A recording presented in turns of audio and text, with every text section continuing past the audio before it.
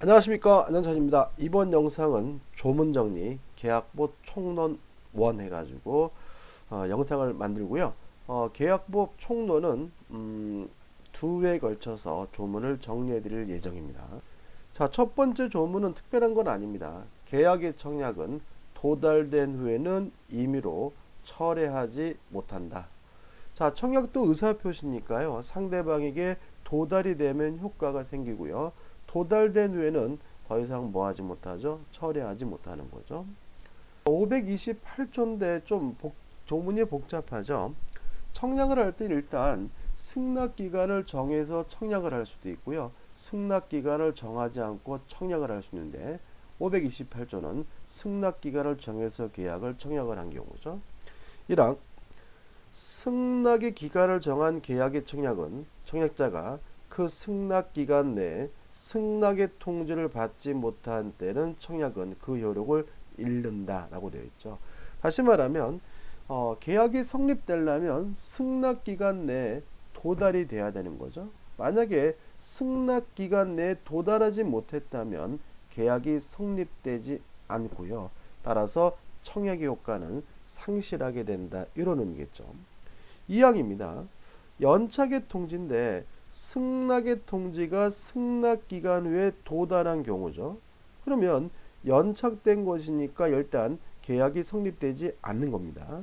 근데 문제는 보통 그 기간 내에 도달할 수 있는 발송? 자, 제가 발송한 날짜를 봤더니 충분히 승낙기간 내에 도달할 수 있는 발송이었어요. 이때는 청약자는 지체 없이 상대방에게 그 연착의 통지를 하여야 한다. 그러나 그 도달 전에 지연의 통지를 발송한 때는 따로 연착의 통지를 할 필요가 없다죠. 그러나부터 너무나 당연한 건데, 자, 이런 의미가 됩니다. 자, 승낙 기간이 지나서 도달됐다, 연착이 됐으면 계약이 성립되지 않습니다. 다만 충분히 그 기간 내에 도달할 수 있는 발송인 때에는 지체 없이 뭘 해줘야 되는 거죠? 연착의 통지를 해줘야 된다는 얘기죠. 그러면 안 하면 어떻게 되느냐? 사망이죠. 청약자가 전항에 연착 통지를 하지 아니한 때는 승낙의 통지는 연착되지 아니한 곳으로 본다. 다시 말하면 연착되지 않았다, 계약이 뭐가 되는 거죠? 성립하게 되는 거죠. 자, 그럼 이렇게 되는 겁니다. 자, 연착이 됐어요. 계약 성립되지 않습니다. 다만 충분히 그 기간 내에 도달할 수 있는 발송인 때에는 연착의 통지를 해야 되는 거고, 그때는 안 하겠다면 계약이 뭐가 돼요? 성립되게 된다는 거 주의하시면 되겠죠. 자, 529조입니다. 승낙 기간을 정하지 아니한 계약의 청약이죠. 제가 읽어보면 승낙의 기간을 정하지 아니한 계약의 청약은 청약자가 상당한 기간 내에 통지를 받지 못한 때는 그 효력을 잃습니다. 다시 말하면 승낙 기간을 정하지 않고 계약을 청약했을 때는 언제까지 승낙을 해야 계약이 성립되느냐? 상당한 기간 내에 승낙을 해야 비로소 계약이 뭐가 돼요? 성립이 되는 거죠. 그 다음에 530조입니다. 자, 이렇게 연착이 됐으면 계약이 뭐 되잖아요? 성립되지 않는 것이 원칙이죠. 그러면 그 청약은 어떻게 되느냐? 528조 529조의 경우에 연착된 승낙은 청약자가 이를 새 청약으로 볼 수가 있다죠. 따라서 원칙적으로 연착이 되면 계약이 성립되지 않고요, 다만 새로운 청약이 되기 때문에 다시 이거에 대해서 승낙을 함으로써 계약을 성립시킬 수가 있다는 거 꼭 기억해 두시기 바랍니다. 그 다음에 531조입니다. 자, 계약의 성립식인데 격지자 간의 계약은 승낙의 통지를 발송한 때 성립해요. 즉 발신주의죠. 주의하실 것은 대화자는 계약이 성립되는 시기는 도달한 때 도달주의예요. 대화자가 중요한 건 아닙니다. 그래서 우리는 원칙적으로 계약은 승낙의 통지를 발송한 때 성립하는 거죠. 자, 그러면 앞에 것과 연결해 보자고요. 승낙기간 내에 도달이 되면 계약이 성립되는데 그 시기는 도달한 때가 아니라 언제가 되는 거죠? 발신한 때가 되는 거다. 꼭 기억해 두시기 바랍니다. 자, 530조 또 나왔네요. 자, 연착된 승낙은 뭐로 볼 수 있습니까? 새로운 청약으로 볼 수 있고요. 534조 변경을 가한 승낙도 새로운 청약이 됩니다. 그러면 새로운 청약이 되는 게 두 가지가 있는 거죠. 연착된 승낙과 변경을 가한 승낙은 새로운 청약이기 때문에 또다시 그것에 대해서 뭘 함으로써요? 승낙을 함으로써 계약이 성립될 수가 있는 거죠. 530도 제가 읽어보면 승낙자가 청약에 대하여 조건을 붙이거나 변경을 가하여 승낙한 때는 그 청약의 거절과 동시에 새로 청약한 것으로 봅니다. 자, 532조와 533조죠.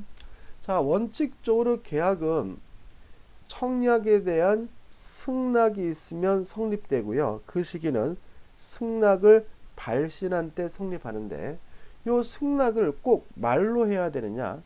아니라는 거죠. 532조입니다. 청약자의 의사표시나 관습에 의하여 승낙의 통지가 필요하지 아니한 경우, 이게 뭐냐면 승낙으로 볼 수 있는 행위가 있었다는 거죠. 책을 보냈더니 그 책에다가 이름을 쓰거나 또는 길 가다가 오뎅을 파는데 별말 없이 오뎅을 먹거나 이러한 승낙으로 볼 수 있는 행위가 있다면 굳이 뭐가 필요 없다는 거죠? 승낙이 필요 없다는 거죠. 계약은 승낙의 의사표시로 인정되는 사실, 즉 의사실현이 있는 때 당연히 성립됩니다.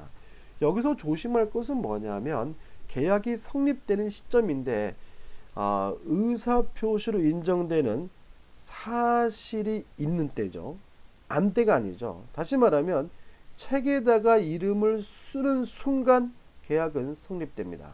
청약자가 알았는지 그거는 고려하지 않죠. 길거리에서 오뎅을 먹는 순간 계약이 성립됩니다. 오뎅 파는 아줌마가 그 사실을 알아야 계약이 성립되는 것은 아님을 주의하시기 바랍니다. 그 다음 533조는 교차 청약이라고 되어 있는데요. 이것은 뭐냐 하면 똑같은 내용의 청약이 교차가 됐다면 굳이 별도로 뭐 할 필요 없는 거죠? 승낙할 필요가 없다는 거죠. 양 청약이 모두 도달됐을 때 계약이 성립되거든요. 읽어보면 당사자 간에 동일한 내용의 청약이 상호 교차된 경우에는 양 청약이 상대방에게 도달한 때 계약이 성립됩니다. 여기서 조심할 것은 발신한 때가 아니라 두 청약 모두가 도달한 때 계약이 성립되고요. 두 청약이 모두 도달한 때는 언제냐? 결국은 나중에 늦게 도착하는 청약이 도달한 때 계약이 성립한다는 의미가 된다는 것도 기억해 두셔야 됩니다. 자, 535조입니다. 계약 체결상의 과실책임인데요. 일단 법조문을 읽기 전에 먼저 정리를 해보면 원시적 전부불능인 계약은 무효입니다. 다만 원시적 불능이란 점에 대해서 체결자가 알았거나 알 수가 있었고 상대방이 선이고 무과실이라면 원시적 전부불능인데도 불구하고 체결자는 상대방에게 계약을 체결해야 되는데 이걸 우리가 계약 체결상의 과실책임이라고 하고요. 내용은 실내 이익을 배상하되 이행이익보다 클 수는 없습니다. 자, 그럼 읽어볼게요. 1항 목적이 원시적으로 전부불능입니다. 다시 말하면 계약 체결상의 과실책임은 원시적 전부불능에서만 문제가 돼요. 후발적 불능에서 문제되지 않고요.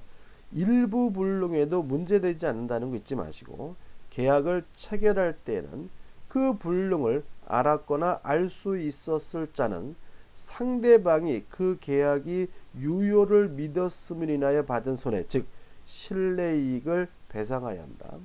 그러나 그 배상액은 계약이 유효함으로 인해 생길 이익액, 이행이익을 넘지 못하는 거죠.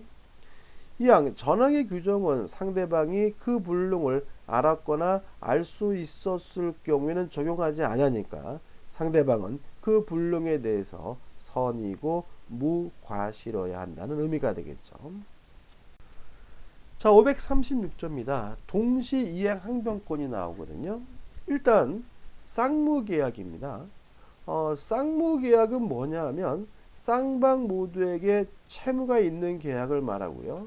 이러한 쌍방의 채무는 동시에 이행해야 되는 것이니까 지는 안 하면서 해달라고 요구하면 나도 못하겠다 거부할 수 있는 권리가 동시이행 항변권이거든요.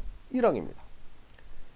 쌍무계약의 당사자 일방은 상대방이 그 채무 이행을 제공할 때까지 자기 채무 이행을 거절할 수가 있다죠. 다시 말하면 네가 안 하면 나도 못하겠다라고 거절할 수 있는 거예요.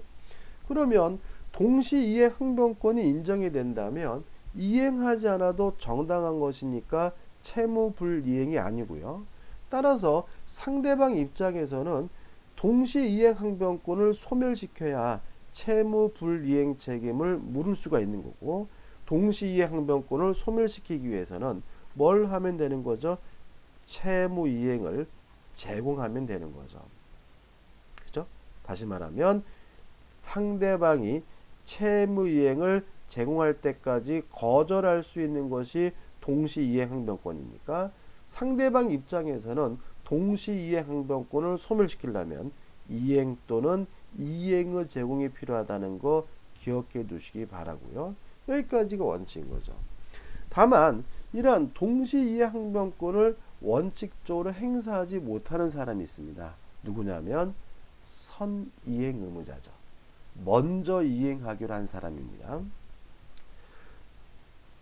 그러나 상대방의 채무가 변제기에 있지 아니한 때라는 말은 나는 해야 되는데 상대방은 늦게 한다는 말은 선이행 의무자죠. 다시 말하면 동시이행 항변권이 없다죠.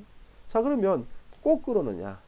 아니라는 거죠. 이 항 보시면 불안의 항변권 해가지고 당사자 일방이 상대방에게 먼저 이행하여야 할 경우, 다시 말하면 선이행 의무자는 원칙적으로 동시이행 항변권이 없는데 상대방인 후이행 의무자의 재산 상태 악화 등을 이유로 그 후이행 의무자 이행이 곤란한 현저한 사유가 있는 때는 선이행 의무자도 동시이행 항변권을 뭐 할 수 있는 거죠? 행사할 수가 있는 거죠. 자, 그럼 이렇게 되는 거죠. 자, 네가 안 하면 나도 못하겠다 거부할 수 있는 권리가 동시이행 항변권인데 먼저 이행하기로 한 사람은 선이행 의무자는 원칙적으로 동시이행 항변권을 행사할 수가 없는 거죠. 다만 상대방에게 이행이 현저한 곤란한 사유가 있는 때는 선이행 의무자도 동시이행 항변권 행사하는 것이 가능하다. 이런 의미가 되는 겁니다. 자, 537조와 538조는 위험부담 문제거든요. 자, 일단 537조가 원칙인데 쌍무계약의 당사자 일방의 채무가 당사자 책임 없는 사유로 이행할 수 없게 된 때죠. 그러면 불능인데 무슨 불능이냐면 후발적 불능이에요. 그러면 이게 뭐냐면 후발적 불능은 유효하기 때문에 이행을 해야 되고 이행을 못하게 됐다면 책임을 져야 되는데 만약에 그 불능의 원인에 대해서 당사자 쌍방 모두에게 책임이 없을 때는 어떡할 거냐? 이때는 채무자는 상대방의 이행을 청구하지 못합니다. 일반적인 매매계약에서 채무자는 누구를 말하냐면 매도인을 말하거든요. 따라서 후발적 불능이 됐는데 귀책 사유가 없다면 매도인인 채무자는 매매대금을 달라고 뭐하지 못해요? 청구하지 못한다는 얘기고요. 그러면 불능 때문에 피해보는 사람은 매도인 채무자니까 위험은 원칙적으로 채무자가 부담한다는 취지의 조항이 되는 거죠. 자, 538조입니다. 그러면 항상 위험을 채무자가 부담하느냐? 그거는 아니라는 거죠. 1항 쌍무계약 당사자 일방의 채무가 채권자의 책임 있는 사유로 이행할 수 없게 된 때, 여기서 채권자는 누굴 말하냐면 매수인을 말하고요.